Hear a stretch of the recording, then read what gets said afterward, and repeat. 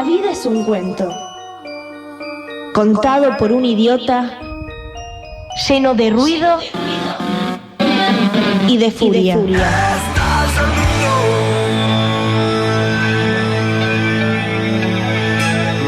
Que no significa nada.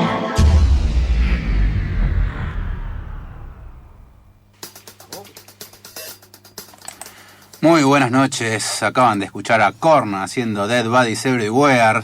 Yo le envidio tanto a Korn el micrófono que tiene, que se lo diseñó Hagar. Es verdad, sí, con la mujer y demás. Qué buen pie de micrófono, ahora es una locura lo que les hizo. Bueno, sí. Nada que ver, buenas noches. Buenas noches, Mati.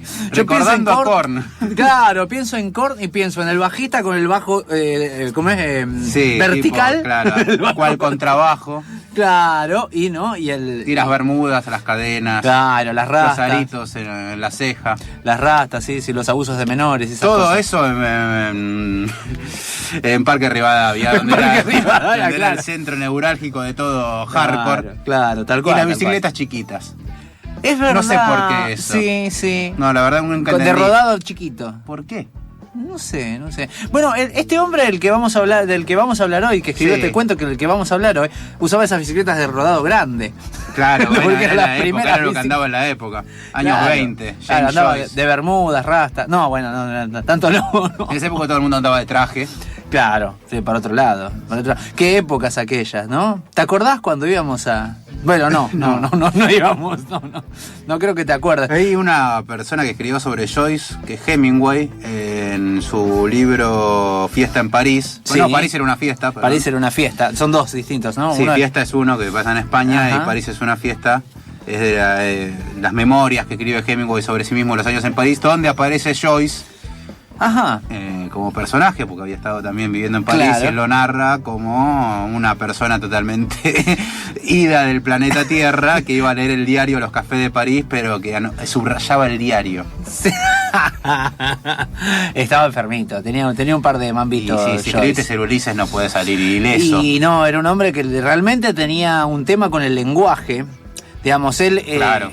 claro. Finnegan's Wake, sin ir más lejos. Muy lejos. Cuando ya la tronó. Ahí ya la tronó totalmente. No, pero había un poco de usar el psicoanálisis como Claro. herramienta literaria. Porque era lo el cual auge era del al revés. psicoanálisis. ¿Viste? Porque el psicoanálisis se nutre de la literatura para poder explicarse a sí mismo, ¿no? Usa la literatura.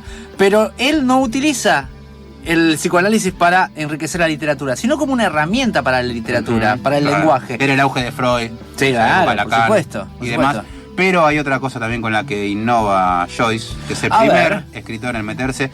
Pero eso lo vemos en el diccionario. Hablar bien es una gilada. En El Sonido y la Furia te traemos el Diccionario Furioso. Y queda como un duque en la puerta de la bailanta.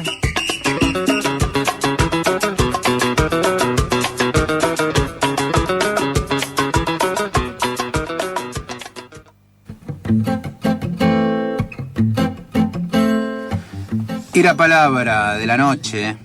¿Cuál es, Matías? ¿Cuál trajiste hoy? Porque vos siempre nos traes sorpresa para nuestro diccionario furioso. Hoy Hoy no estaba- sería tanta sorpresa porque en Sí. realidad es utilitaria. Es de lo que vamos a hablar ahora. Aparte es con lo que innova James Joyce, entre tantas innovaciones que ha hecho, Sí. que es Epifanía. Y no es el ¡Epa! nombre de una señorita. Ah, pero qué bien que se llamaría, ¿no? ¿Cómo te llamas? Epifanía Leiva. Para el día de mañana. Claro, Epifanía González. No, qué Epi para las amigas. Por etimología del griego, Sí. Epifanía significa manifestación. Y no estamos hablando ni de piquetes, Ah, no ni sé, de no lo es en que se este rehúsa caso. hacer la CGT durante todo este año. Pero no, esto es una manifestación que es personificación. Claro. Y para muchas culturas las epifanías corresponden a revelaciones o apariciones que por aquel entonces los profetas, chamanes, brujos, incluso oráculos, interpretaban como visiones de más allá de este mundo. Estamos hablando de algo ya sobrenatural directamente. Claro. No es una revelación de, mirá, ¿no? Te Y hablando revelo de que cosas sobrenaturales... te engaño con tu hermano. No es esa revelación. No, ok. Hablando de cosas sobrenaturales, el término epifanía tiene una raíz católica Opa. y puede entenderse como una traducción del concepto de gloria de Dios. Gloria de Dios. Mira, bien, como que se manifiesta, Claro, digamos, sí. en esa idea. El mundo cristiano celebra tiene 3 eventos basados en Epifanías. Sí. La más conocida y que va a ser muy próxima, Ajá. cronológicamente, es la Epifanía ante los magos de Oriente, con los conocidos como Reyes No Magos. me acordaba, tenés razón. Y que es celebrada el 6 de enero de cada año, Sí, sí, que sí, es el señor. final de la Navidad. Porque la Navidad es el momento en que nace Jesús, 25 de diciembre, Claro. y finaliza con la visita de los Reyes Magos, que llegan el 6 de enero. Entonces todo ese periodo, Claro, se la por eso el pasaron ahí. arbolito se termina de Los refugiados los refugiados estos palestinos eran. Claro. Sí, eran los refugiados que no les dejaban lugar y están ahí escondidos. Por eso claro. termina justamente el 6 de enero.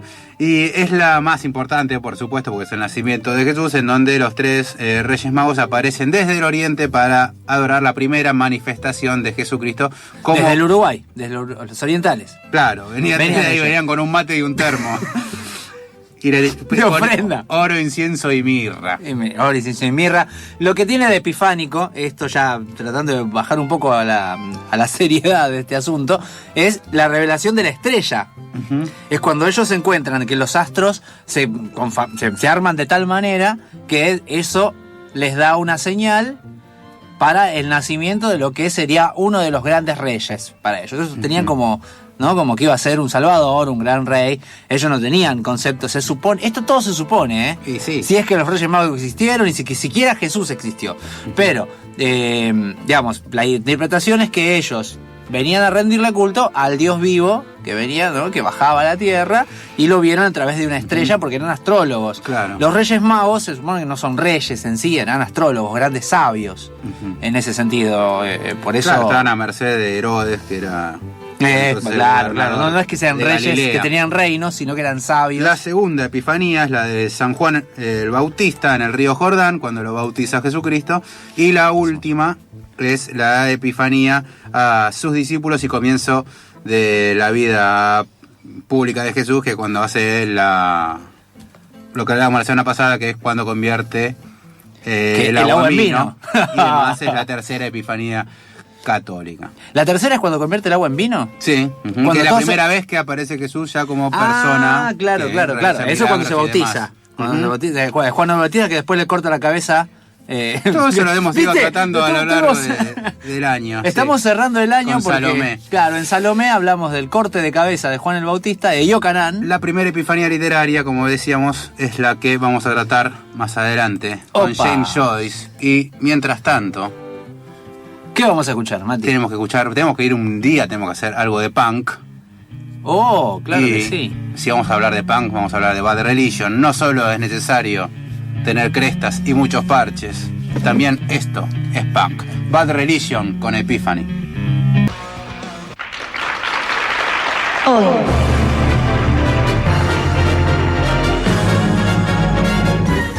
En el sonido y la furia te presentamos el libro de la semana.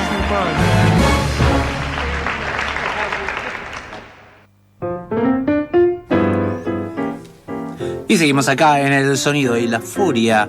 Y vamos a arrancar entonces directamente con nuestra sección troncal, que es el libro de la semana, que en este caso es un cuento. Espero que la gente lo haya leído, porque se lo hemos subido a la página, como hacemos todo el tiempo, que podemos hacerlo en este caso. Se lo subimos, lo leen y nosotros lo trabajamos ya el domingo. Y ustedes van a poder disfrutarlo así como una especie de club de lectura pequeño, digamos. Exacto. Hoy tenemos quizás, digo quizás, en realidad ya muchos lo dan por sentado, que es el autor del siglo XX, James Joyce. Probablemente. Digamos en magnitud, por lo menos, ¿no? Digamos, convengamos que es contemporáneo a Borges. Sí, Joyce. Estamos hablando de autores del siglo XX, ¿no? Sí, sí. Pero- Joyce, Borges no está de más ahí, No. pero por magnitud de obra me parece que... Sí, pero pasa también algo que uno obviamente no va a poner en duda la capacidad de Joyce, sería incapaz. Cualquier persona que haga eso Sería un incapaz. Sí, sería una bestialidad decirlo. Pero digo, ¿cuánta gente lo leyó y lo entendió a Joyce? Pero eso pasa siempre. Vos fíjate que... Digo, Ulises, uno dice, yo lo intenté leer Ulises, llegué hasta el capítulo 6 y me retiré me sentía una ovación, mirá, llegó hasta el capítulo 6. Dije, ¿para qué seguir? Dije, no, o sea, no, ya es... Es una literatura de otro momento, para otro tiempo, para otro tipo de ejercicio de lectura, que por supuesto requiere algo más del lector, mucho más que cualquier otro tipo de novela. Ahora, sí, del siglo XX fue el que revolucionó todo. Uh-huh. Vamos, él junto con el grupo de Bloomsbury, que eran, digamos, Virginia Woolf, ¿no? Teníamos unos cuantos ahí uh-huh. que venían jugando con esta idea de mezclar el psicoanálisis, de lo que se llama el indirecto libre, uh-huh. un estilo que medianamente se funda sí. junto con ellos, el indirecto libre, donde el narrador, si bien es omnisciente, a la vez también se centra en la cabeza de los personajes, en lo que ellos piensan y vuelve a salir, los ve desde afuera, vuelve a describirlos mentalmente. Ellos tienen un discurso totalmente del inconsciente, un fluir del inconsciente, se le llama, el fluir de la conciencia, se le decía. La literatura del inconsciente lo han llamado también. Sí. El tipo de discurso, el estilo, se llama el fluir de la conciencia, donde las oraciones son totalmente cortadas, así exactamente como pensamos. La idea es reproducir la forma de pensar. Eso dificilísimo. Es el monólogo de Molly Bloom, último capítulo de Ulises. Son páginas y páginas. Sin comas, sin puntos, sin nada. Todo de corrido, que justamente el inconsciente funciona así. Claro, el inconsciente de ella, aparte con ideas inconexas, que en algún momento va diciendo algo, lo corta y vuelve a arrancar con otra cosa, ¿sí? En ese sentido, empieza a decir, bueno, porque yo creía que... Y entonces me puse a ver y cambia totalmente de tema, ¿no? Ese tipo de cosas que tienen que ver con cómo uno piensa, a veces estando sentado al dope en su casa. Bueno, Molly Bloom estaba sentada. Pero... Justamente, cuando hace hablar a su sexo, eso es maravilloso. Claro, sí. Ella le pone nombre a su vagina y la hace hablar. Es tremendo lo que sucede ahí. Eso es el último capítulo de Ulises, ¿no? Algunos por ahí dicen no, porque es una obra libre, era totalmente... No es muy zarpada. Contra la alta cultura, si querés, no tiene... Exactamente, sí. Además, Joyce tenía algo, que eso era algo interesante. Estamos hablando de generalidades de Joyce ahora, porque vamos a hablar de Los Muertos en un ratito, el cuento de que cierra Dublineses, su primera obra, digamos, importante, su primera obra narrativa importante, que son cuentos, ¿no? En este caso. Él se preocupaba mucho por saber lo que sucedía en la mente de las mujeres. Eso es algo tremendo lo que hace Joyce. Uh-huh. Él, para hacer, por ejemplo, el Ulises, él se mete... que había sido Enzo Maqueira el primero en hacer eso. No había sido él. Él se mete en la cabeza de su mujer, de Nora Lange, ¿sí? Él se mete en la cabeza de su mujer para poder tratar de entender cómo piensa ella, ¿no? Claro. Y tratar de comprenderla. Él veía a las mujeres como algo superior a los hombres en ese punto. Uh-huh. Entonces él la trataba de reproducir ese tipo de pensamiento que a él le parecía ajeno. Y estamos hablando del principio del siglo XX, ¿no? El tipo estaba en otro punto. En Finnegan's Wake, el otro libro superior también tremendo, inentendible. Recientemente traducido. Claro, recientemente traducido, pero el Cuenco de Plata es el que lo estaba publicando. Y en ese libro, él se mete en la mente de su hija. Pero su hija tenía una deficiencia mental, un retraso madurativo muy importante. Ya sé de dónde salió Faulkner, entonces. Bueno, por ahí vamos. Faulkner hace eso justamente en la novela que da nombre a este programa de radio llamado El Sonido de la Furia. Claro. Vaya las casualidades. Vaya, ¿no? Mira cómo todo está conectado, sí. ¿no? El Sound of the Fury. Y hay una anécdota de Joyce con un médico, cuando él está escribiendo Finnegan's Wake, ¿sí? Y él dice que la lleva al médico porque la nena no se podía terminar de desarrollar, era tremendo, como ella tenía un retraso madurativo. Casi un autismo tenía, ¿no? Llegaba a un punto de autismo lo que ella tenía. Más parecido a Faulkner. Claro, sí, era muy... Porque el primer capítulo de Sonido de la Furia, aclaremos, es justamente un personaje que es Benji, que tiene un problema también de autismo y de retraso. Claro, exactamente. Bueno, y él la lleva al médico. No recuerdo si el médico que la lleva, no sé si es a Freud o a Jung, alguno de esos, uno conocido era. La lleva al médico. No, creo que Lacan fue bastante después. La lleva a su hija y le dice, mirá, no sé qué le pasa, igual, ella habla como yo escribo, dice él. Mirá la estupidez de él, ¿no? Mirá la relación que hacía Joyce. Él decía, mi hija habla de la misma manera que yo escribo. Y el tipo le dice, no, pará, le dijo, pará un poquito, le Te quedás dijo. internado vos, ¿no? Claro, le dijo, pues, ¿sabés lo que te pasa? Dice, porque lo que pasa es que donde vos nadás, ella se ahoga. Ajá. ¿Entendés? O sea, vos lo haces a propósito, vos lo Sí, estás sí, disfrutando. La nena está sufriendo, es una enfermedad lo que tiene, no seas tarado. No. Y la anécdota es muy importante porque él juega desde ese lado con el lenguaje y él se preocupa mucho por eso, por el Y inconsciente. Antes, que lo habíamos discutido hoy a la tarde, hablábamos de epifanía. Sí. Y hablábamos, en el caso de los muertos, lo que vamos a tener es una escena puntual donde el personaje femenino, Greta, Sí. está en un costado, en una escalera sola, suena un tenor cantando. La chica de Hungry. Ujú. La canción, sí. Y ella automáticamente recuerda y tiene una epifanía de un novio anterior. Eso lo habíamos relacionado, o es muy fácil relacionarlo Claro. con Bruce y la escena de la Magdalena, que vos me dijiste, no es así, no es así. Claro, si ¿Por todos qué? se Porque tentaron. en el personaje de Bruce, una Magdalena lo hace recordar a él algo de su pasado. Y entonces en este caso, Greta, una canción la está haciendo recordar un amor pasado, pero Claro. no es lo mismo. No es lo mismo, no, porque lo que hace Proust, en realidad, es recordar un momento que él no tendría que tener memoria. Ujú. De un momento anterior de los 5 años. Sí, Cuando iba a la no casa de queda su tía, él memoria. tenía, claro, algo que él no... recuperar una memoria, recuperar un tiempo que él se perdió realmente. Esa es la idea. Entonces el tiempo tiene un manejo totalmente distinto en Proust que lo que hace Joyce. En este caso, por lo menos. Sin embargo, el disparar con esa... digamos, el cambiar, el disparar con ese momento... en Los Muertos, con ese momento de la canción, es una... Por cierto, es un cuento muy musical. Si te fijas, tiene sí, muchas sí. canciones, se nombran muchas canciones, se nombran muchas... Es un baile, es una fiesta de fin de año, que por eso lo Navidad. elegimos también. Es Navidad. En una tradición, en una Irlandesa. casa... Sí, en una casa donde están las tías y ellas empiezan a hacer una reunión todos los años y ahí los personajes principales empiezan a, digamos, a desarrollar una historia nueva en donde la aparición de Michael Fury es lo importante. Y para darle un cierre, ¿de qué estamos hablando hoy, no? Tal cual, de Los Muertos. Por cierto, un gran disco. Gran Mugre. disco. Acorazado Potenkin ahora. Vamos a escuchar el tema Los Muertos.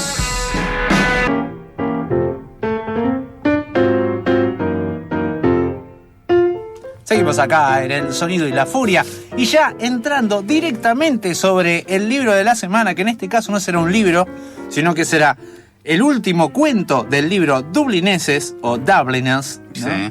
De James Joyce. Tan irlandés él. Sí, tan irlandés, tan lindos que eran. Tan lindos que eran. Pero no hablaban irlandés antiguo y no escribían eso. Claro. Digamos, en el irlandés tradicional, digamos. De hecho, él era muy crítico de Irlanda, no le gustaba, siempre despotricaba contra Dublín. Sin embargo, toda su obra transcurre en Dublín. Es que él amaba a Dublín, lo que les criticaba era otro tipo de cosas, ¿no?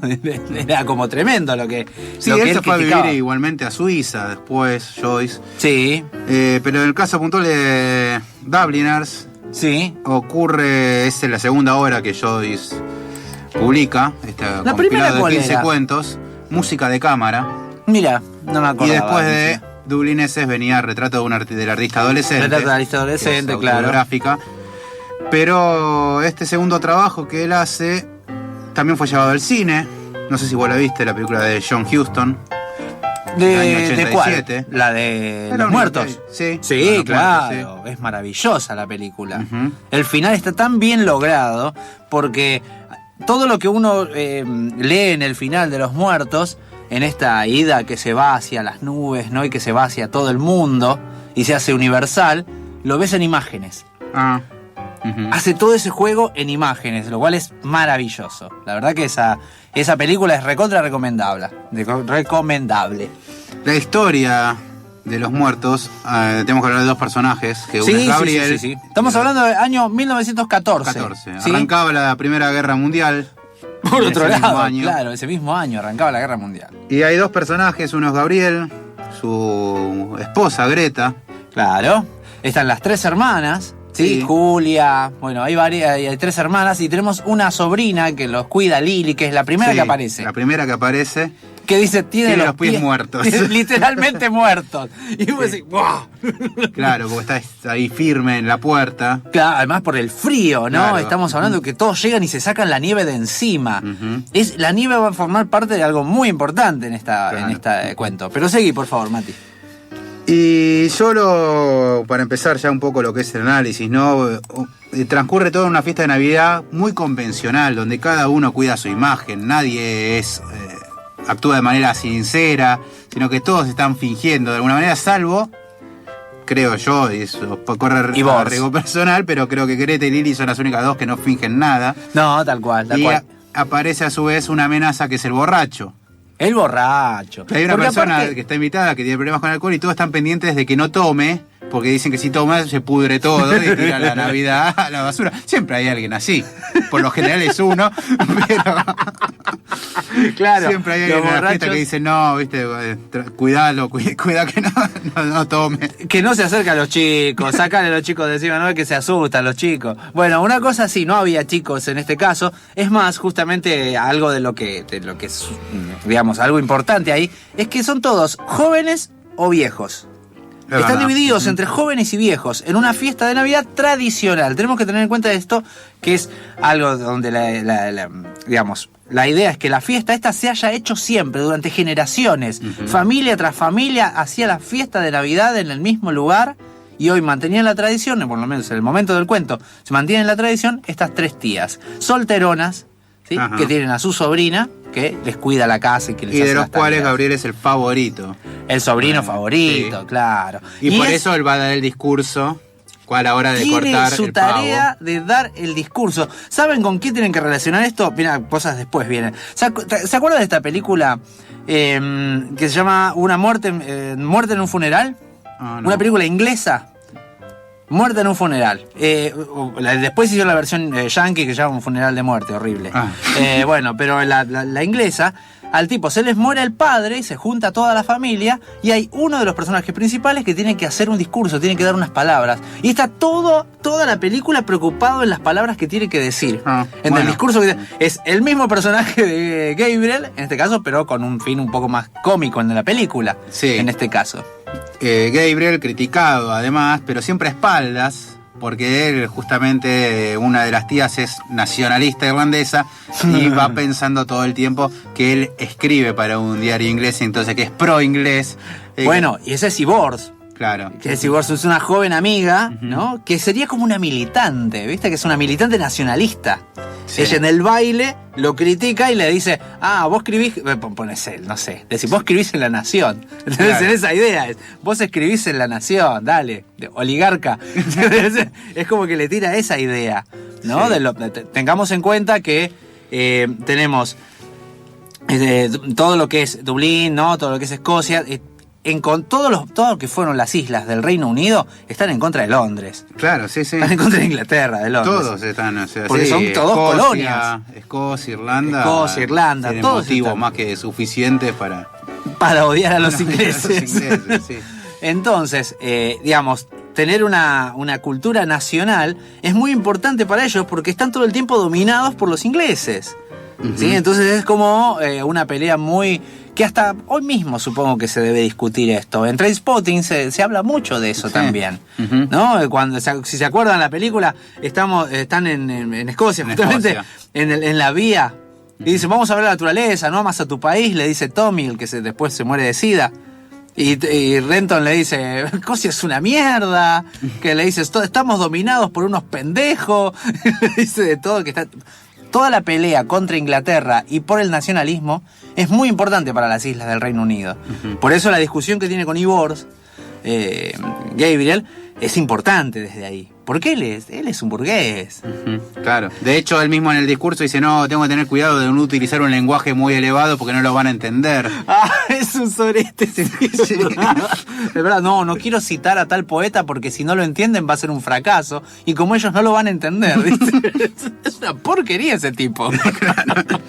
Pero claro, ¿qué pasa con Gabriel? Gabriel funciona en un ambiente convencional. O sea, Gabriel es un inglés. Es un inglés, tal Es cual, un caballero tal inglés, cual, un señor tal inglés. cual. Cuando Sí, se habla sí, del sí. señorito inglés, que en realidad eso es un término que utilizan los yankees, se llama el señorito inglés por lo formal, por la capacidad que tienen para moverse en ese tipo de ámbitos tan protocolares. Sí, totalmente. Donde se cumplen las formas. Y claro, y tanto cumplen las formas que cuando lo que mencionábamos en el bloque anterior, de esa escena en que Greta está sola en la escalera, sí. Y él, él la ve, no la puede entender. él no la entiende. No la puede entender, él porque es está un bruto, casado. él es un bruto. Él está casado y busca mantener las formas. Claro. Y pretende que ella sea igual. Sí, y no la puede. Y no puede entender, y mucho menos va a poder entender después, cuando ella le cuenta la historia de este Michael. Pero vos sabés que Flaherty. hay un momento donde el cuento va a tener un final, digamos, tiene dos partes. No sé si están bien marcadas, No, creo no que están no bien están bien marcadas, marcadas. no. Pero sí hay un momento donde te das cuenta que la historia va a decir, pero esto es una ridiculez lo que está pasando. Esto es medio tonto, decir, el momento es aburrido. Ujú. Parece que todo el comienzo es como, no, todos preocupados por las formas, y el borracho que está haciendo quilombo por ahí aparte, ¿no? Y hay un par de lugares donde está el caos, Ujú. que quiere Sí. romper esa fiesta, pero El no acecho llegan a de- progresar. El acecho de la fuera, de El lo que no se acecho puede de la manejar. fuera, Y en este claro. caso es Michael Flaherty que aparece y le destruye todo lo que todo. Gabriel tiene construido de una Exactamente. manera convencional, porque él está casado y le parece. Y o sea, manda a los hijos con la suegra para poder ese día ponerla. A ver, estamos hablando de Sí. eso. Claro. Sí, que ¿Cuántos ya matrimonios después- hacen eso? Él no lo puede, ella no lo termina aceptando, no quiere tener relaciones con él porque justamente está muy conmovida y dolida por lo que ocurrió con su amado, que en realidad es la única persona que la amó. A ver, ¿quién es este Michael Flaherty? Claro, comencemos un poquito. La fiesta termina con algo cuando te das cuenta que todo esto es una pavada, que era lo que te quería contar, es cuando empieza a despedirse. Y empiezan, buenas noches tía Kate, buenas noches y gracias por la velada tan grata. Buenas noches Gabriel, buenas noches Greta, buenas noches tía Kate y 1.000.000 de gracias. Buenas noches tía Julia. Dice, buenas noches Greta, no te había visto. Buenas noches señor Arcy, buenas noches señora Caglin, buenas noches señora Mogler, buenas noches. Y vos decís, por Dios, ¿qué les pasa? ¿Entendés? Y vos decís, buenas noches de nuevo. Buenas noches a todos. Vayan con Dios. Buenas noches, buenas noches. Y es tremendo. Decís, esto es una estupidez. Y ahí te das cuenta que Joyce te está diciendo, esto es una estupidez. Ujú. Y nos estamos riendo de este tipo de cosas. De esta sociedad acartonada. De estas personas que creen que están haciendo algo importante y es una estupidez lo que hacen. Y todo revienta, como decís vos, cuando ella, por esta canción, cuando Greta, por esta canción, recuerda a un muchacho que era cuando ellos eran jóvenes, que estaba enamorado de ella, que nevaba mucho, Ujú. porque la nieve Sí. todo el tiempo está en el cuento, se escapa del hospital donde estaba internado con pulmonía, el Ujú. tipo, para ir a verla nada más. Nada más para verla. Nada más para verla. Y termina muriendo. Y por ese momento que se escapa y le da la nieve y él embata de hospital en medio de la nieve, por verla a ella, lo terminan llevando, se enferma peor y muere. ¿No? Y hay un momento muy fatal en eso, donde dicen es mejor morirse en el apogeo de una pasión que ir marchitándose de a poco, Sí. ¿no? Y vos decís, claro. Y ahí te das cuenta que el recuerdo de ella, de ese amor que tuvo, está por sobre lo que le pasó a Gabriel Sí. en sí. Es tremendo porque ahí también otra de las frases tremendas de Gabriel cuando se da cuenta que nada de lo que él pueda hacer va a cambiar el pasado que tuvo ella, Que nunca va a poder superar. no lo vas a poder superar jamás. Jamás a Michael Apenas, Flaherty. mira, te lo voy a decir de memoria casi. Dice, apenas le importaba ya el pobre papel que él, su esposo, había cumplido en su vida. Él dice que cuando la ve en la escalera, recordándolo, él la ve tan bella que dice, está para pintar un cuadro. Es un tarado, no entiende nada, Y no es chabón. por él, Claro, claramente. y ella está triste por otra cosa. Un detalle también que usa Joyce ahí es que al terminar el relato termina con el amanecer y el sol poniéndose sobre la nieve. Sí. Y la puesta del sol representa la muerte en la tradición irlandesa. Mirá, ahí tenés.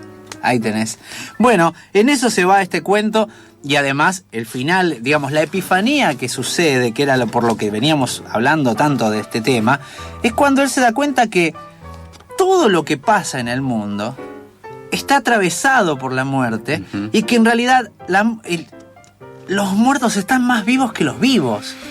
Claro. Ujú. que hay muertos, que es mejor morirse de esa manera y mantenerse en el recuerdo de los demás de una manera ferviente. Que seguir vivo y ser patético como Gabriel, que decir. Exactamente, que ser vivo y ser ese tipo de cosas avejentado, acartonado, y que al final de cuentas no suma nada a la vida, y que de todas maneras, importe o no, ¿sí? Importe o no, la nieve sigue cayendo sobre todos los vivos y todos los muertos. Y recordando muertos, justamente, vamos a escuchar ahora un tema de Lou Reed, que se llama Magic and Loss, que en realidad lindo. Magic and Loss es un disco, porque Lou Contame. Reed a comienzos de los años 90 empezó a revisar su pasado, empezó a tener mucha mirada de lo que habían sido los años salvajes de su existencia. O sea, todos. Sí. Y claro, muchos de sus compañeros habían muerto. Entonces edita el disco Magic and Loss, que además sucede a otro disco también que es de revisionismo, que es Song for Drira, que es el disco donde se vuelve a juntar con Cale y recuerdan a Andy Warhol. Sí. Sucede luego este disco que es, Lou Reed se dio cuenta de que la mayoría de sus amigos o las personas que él había conocido habían muerto. Y todas de muertes o de sida, sobredosis, accidentes producto de estados etíricos y demás. Entonces el disco se llama Magic and Loss y lo que hace Lou Reed es recordar a las personas que marcaron su vida. Escucha.